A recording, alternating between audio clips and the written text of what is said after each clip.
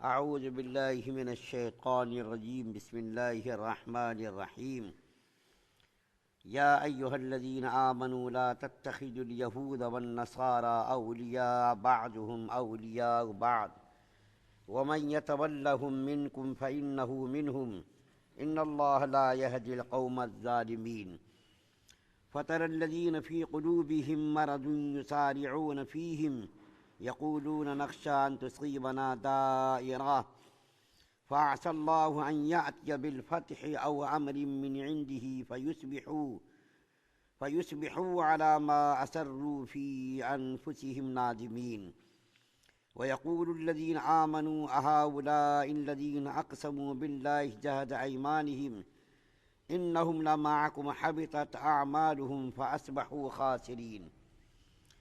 اے ایمان والو، تم یہود اور نصارہ کو دوست مت بنانا، وہ ایک دوسرے کے دوست ہیں، اور جو شخص تم میں سے ان کے ساتھ دوستی کرے گا بے شک وہ انہی میں سے ہوگا۔ بے شک اللہ تعالیٰ کچھ نہیں دیتے ان لوگوں کو جو اپنا نقصان کر رہے ہیں۔ اسی لیے تم ایسے لوگوں کو جن کے دل میں مرض ہے دیکھتے ہو کہ دوڑ دوڑ کر ان میں گھستے ہیں، کہتے ہیں کہ ہم کو اندیشہ ہے کہ ہم پر کوئی حادثہ پڑ جائے، سو قریب امید ہے کہ اللہ تعالیٰ کامل فتح کا ظہور فرما دے یا کسی اور بات کا خاص اپنی طرف سے، پھر اپنے پوشیدہ دلی خیالات پر نادم ہوں گے، اور مسلمان لوگ کہیں گے ارے کیا یہ وہی لوگ ہیں کہ بڑے مبالغے سے اللہ تعالیٰ کی قسمیں کھایا کرتے تھے کہ ہم تمہارے ساتھ ہیں۔ ان لوگوں کی ساری کارروائیاں غارت گئیں جس سے ناکام رہے۔ سورہ مائدہ کی 51، 52، 53 تین آیات آپ کے سامنے پڑھی گئی ہے۔ سب سے پہلے ان آیات کا شان نزول بیان کرتا ہوں۔ اس کا شان نزول یہ بیان کیا ہے مفسرین نے کہ جب نبی کریم صلی اللہ علیہ وسلم مکہ سے مدینہ تشریف لے گئے تو مدینہ کے اندر جیسا کہ پہلے بھی عرض کیا جا چکا ہے کہ بہت سارے قبیلے تھے، ان میں بعض قبیلے مضبوط طاقتور تھے جیسا کہ بنو نذیر، بنو قریظہ، اسی طریقے سے جو چھوٹے موٹے دوسرے قبائل تھے، تو اللہ کے رسول صلی اللہ علیہ وسلم نے اپنی دانش مندی سے مدینے کے تمام قبیلوں سے اتحاد کیا، تمام قبیلوں سے اتحاد کیا، اور یہ اتحاد کیا اور اس کے ساتھ یہ معاہدہ کیا کہ مدینے پر اگر کسی نے چڑھائی کی، مدینے پر کسی نے اٹیک کیا، چاہے مسلمان پر ہو چاہے یہود و نصارہ پر ہو، تو سب مل کر کے دشمن کا مقابلہ کریں گے۔ مسلمان کے خلاف اگر کسی نے حملہ کیا تو یہود و نصارہ بھی ساتھ میں لڑیں گے، اور اگر یہود و نصارہ پر کسی نے حملہ کیا تو مسلمان بھی اس کا ساتھ دیں گے۔ مدینے کے باہر کے جتنے بھی حملہ آور ہوں گے اس کا مقابلہ مدینے کے تمام قبائل کے لوگ اور مسلمان مل کر کے اس کا مقابلہ کریں گے۔ یہ معاہدہ مسلمانوں نے اور اللہ کے رسول صلی اللہ علیہ وسلم نے یہودیوں سے، نصرانیوں سے کیا، لکھی ہوئی تحریری شکل میں یہ معاہدہ ہوا۔ لیکن یہود اپنی فطرت اور اپنی عادت پر وہ اپنی عادت سے کہاں باز آنے والے تھے، اور وہ تو ہمیشہ ڈسنا، دھوکہ دینا، دغا اور جھوٹ بولنا، مکر کرنا، فریب کرنا، یہ تو ان کی فطرت میں یہ سب ساری چیزیں بچی ہوئی ہیں۔ تو ان کمبختوں نے یہ کیا کہ مکے کے جو کفار تھے، مکے کے کفار کو خط لکھ لکھ کر مدینے پر حملہ کرنے کی ترغیب دینے لگے، اکسانے لگے کہ تم باہر سے حملہ کرو مسلمانوں پر، ہم اندر سے مسلمانوں کا ملیا میٹ کر دیں گے، اس کا نام و نشان مٹا دیں گے۔ یہ جو ہے خط لکھ کر کے اور اپنے آدمیوں کو بھیج کر کے اس قسم کی شرارتیں یہود و نصارہ کرنے لگے۔ تو اللہ کے رسول صلی اللہ علیہ وسلم کو جب یہ معلوم ہوا کہ مدینے کے یہود اس قسم کی شرارت کر رہے ہیں، تو اللہ کے رسول صلی اللہ علیہ وسلم نے گھر کا بھیدی لنکا ڈھائے۔ یہ مشہور ہے، گھر کے اندر جب کوئی دشمن رہتا ہے تو اس کی شناخت ذرا مشکل سے ہوتی ہے۔ تو اللہ کے رسول صلی اللہ علیہ وسلم کو بعد میں معلوم ہوا یہ کمبخت لوگ مارے آستین یعنی گھر کے بھیدی لنکا ڈھائے والے لوگ ہیں، اور مسلمانوں کو نقصان پہنچانے کی کوشش کر رہے ہیں، مکہ کے کافروں کو حملہ کرنے کے لیے اکسا رہے ہیں۔ تو اللہ کے رسول صلی اللہ علیہ وسلم نے ان لوگوں کو سبق سکھانے کے لیے مسلمانوں کا لشکر روانہ کیا۔ بنو قریظہ، بنو نذیر، جو مدینے کے قرب و جوار میں قبائل تھے، ان قبائل کا قرا قما کیا، استحصال کیا، اور اس کو مدینے سے یا تو باہر بھیج دیا یا تو ان کے مردوں کو قتل کر دیا، ان کی عورتوں کو غلام اور باندی بنا لیا۔ لیکن اس میں ایک ایسا طبقہ بھی تھا جو نہ تو مسلمان کھلم کھلا تھا، نہ یہود کھلم کھلا تھا، جس کو منافق کہتے ہیں۔ یہ لوگ نہ تو مسلمانوں کی مخالفت کرتے تھے اور نہ یہ یہودیوں کی مخالفت کرتے تھے۔ اور یہ لوگ کیا کہتے تھے؟ عبداللہ ابن ابی جو رئیس المنافقین تھا، یعنی منافقوں کا سردار، وہ یہ کہتا تھا کہ ہو سکتا ہے کہ آگے چل کر کے کافروں کو فتح ہو جائے، یہودی غالب آ جائے، تو ہم نے اگر ان سے دشمنی لی تو آگے چل کر کے ہم کو نقصان ہوگا۔ اس لیے کھلم کھلا وہ لوگ سامنے نہیں آتے تھے، بس کبھی مسلمانوں کا ساتھ دے دیا، کبھی یہودیوں کا ساتھ دے دیا۔ یہ ان کا پیشہ تھا، ان کی عادت قدیمہ تھی۔ تو یہ لوگ کھلم کھلا نہ تو کافروں کی مخالفت کرتے تھے، نہ مسلمانوں کی مخالفت کرتے تھے۔ کیوں؟ آگے چل کر یہ ہو سکتا ہے مسلمان غالب آ جائیں تو ہم کہیں کے بھی نہیں رہیں گے، ہو سکتا ہے آگے چل کر کے یہود و نصارہ کفار و مشرکین غالب آ جائیں، تو پھر آگے اگر وہ غالب آ گئے پھر ہمارے لیے کہیں بھی جو ہے گنجائش نہیں رہے گی۔ تو یہ لوگ جو ہے بالکل بیچ بیچ میں رہنے کی کوشش کرتے تھے۔ تو اللہ تعالیٰ نے اس کی تردید کی، اور اللہ تعالیٰ نے کیا فرمایا؟ فَعَسَى اللَّهُ أَن يَأْتِيَ بِالْفَتْحِ، ان قریب ہم مسلمانوں کو فتح عظیم عطا کریں گے۔ اللہ تعالیٰ نے مسلمانوں سے وعدہ کیا، ان لوگوں کے جو دلوں کے اندر کھوٹ ہے، نفاق ہے، چور چھپا ہوا ہے، سچے دل سے یہ لوگ مسلمان نہیں ہیں، ان قریب ہم مسلمانوں کو فتح عظیم سے نوازیں گے۔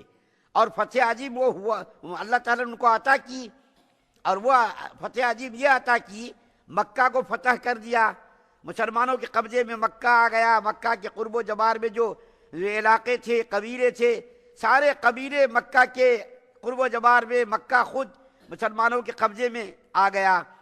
اللہ تعالیٰ نے وعدہ کیا۔ اس کے بعد جو آخری آیت یعنی 53 نمبر کی آیت پڑھی گئی ہے، اس کے اندر اللہ تعالیٰ فرماتے ہیں کہ قیامت کے دن جب ان منافقوں کا راز کھلے گا، دنیا کے اندر تو بہت سارے مسلمان نہیں پہچان سکے یہ منافق ہے، یہ ہمارا دوست ہے، دشمن ہے، تو جب قیامت کے دن ان لوگوں کا راز کھلے گا تو مسلمان حیران اور پریشان ہو جائیں گے۔ یہی لوگ تھے جو اللہ تعالیٰ کی محبت کے دعوے کرتے تھے، مسلمانوں کے ساتھ محبت کے دعوے کرتے تھے۔ جب ان کا راز کھلے گا اور مسلمانوں کو جب اس کا علم ہوگا تو پھر وہاں پر مسلمان حیران اور جو ہے تعجب کریں گے۔ یہی لوگ ہیں جو ہم سے محبت کے دعوے کرتے تھے، خدا کی محبت کی قسمیں کھاتے تھے۔ ارے یہ لوگ تو ایسے چور تھے، کمبخت لوگ تھے جنہوں نے مسلمانوں کو دھوکہ دیا، اور مسلمانوں کو جو ہے ہمیشہ انہوں نے مسلمانوں کے ساتھ مکر کیا، فریب کیا۔ تو اللہ تعالیٰ نے پہلی آیت کریمہ جو آپ کے سامنے پڑھی گئی ہے، اس آیت کریمہ میں مسلمانوں کو خبردار کیا ہے۔ اے مسلمانوں، کتنی محبت اور کتنی شفقت سے اللہ مسلمانوں کو خطاب کر رہے ہیں۔ اے مسلمانوں، تم یہود و نصارہ کو اپنا دوست مت بناؤ، کیونکہ یہ کمبخت لوگ تمہارے کبھی بننے والے نہیں ہیں، اور یہ آپس میں یہ کیا ہے؟ آپس میں دوست ہیں، لیکن یہ مسلمانوں کی دشمن ہیں۔ اور اللہ تعالیٰ خبردار کر رہے مسلمانوں کو، جو مسلمان اس کے ساتھ دلی محبت کرے گا، یہاں پر دلی محبت سے روکا جا رہا، رواداری سے، انصاف سے، عدل سے نہیں روکا جا رہا۔ ان کے ساتھ عدل کرنا ہے، انصاف کرنا ہے، اس کے ساتھ رواداری کرنا ہے، لیکن دلی محبت ان کے ساتھ نہیں کرنا۔ قلبی محبت یعنی اپنا راز ان کو پہنچانا، اور جو ہے مسلمانوں کی خبر ان کو دینا، دیکھو مسلمان تمہارے بارے میں ایسی میٹنگیں کر رہے ہیں، مشورے کر رہے ہیں۔ تو دلی محبت جب ہوگی تو ایسا مسلمان کر سکتا ہے کہ اپنا راز، اپنا بھید ان کو لے جا کر کے دے۔ اللہ تعالیٰ خبردار کر رہے، جو مسلمان ان کے ساتھ دلی محبت کرے گا اس کا حشر بھی اس کے ساتھ ہوگا۔ لیکن آج افسوس، ہائی افسوس، صد افسوس کہ پورا عالم اسلام یہودیوں کا گرویدہ ہو گیا ہے۔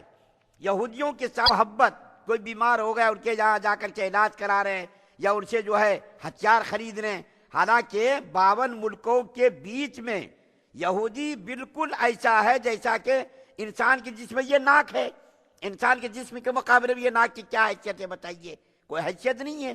اسی طریقے سے عالم اسلام کے قلب میں یہ یہودی بستی ہے، یہودی ملک ہے، بالکل چھوٹا سا، جس کے بارے میں علامہ خمینی نے ایک مقولہ جو بہت مشہور ہوا کہا تھا کہ اگر سارے عرب ممالک کے لوگ ایک ایک بالٹی پانی اگر یہودیوں پر اور بیت المقدس کے یہودیوں پر ڈال دے تو اس پانی میں یہ یہود بالکل غرق ہو جائیں۔ لیکن افسوس صد افسوس، دھیرے دھیرے سارا عالم اسلام یہودیوں کو اپنا دوست بنا رہا، اپنا ہمراہ بنا رہا، اسی سے ہتھیار خریدیں۔ خود مسلمان اپنے ملک میں مولانا ابوالحسن ندوی رحمۃ اللہ علیہ، جن کا انتقال 2000 میں قریب میں ہوا ہے، وہ بیچارے بول بول کر کے روتے روتے عالم اسلام کو خبردار کرتے کرتے دنیا سے چلے گئے۔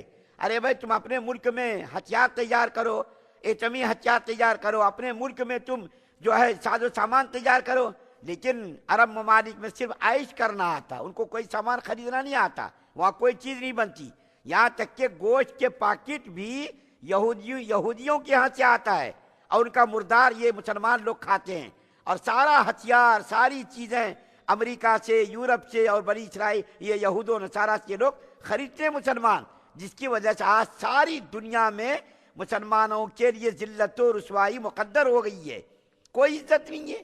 دیکھیے کیا کیا ہو رہے وہاں، سب آپ لوگوں کو معلوم ہے۔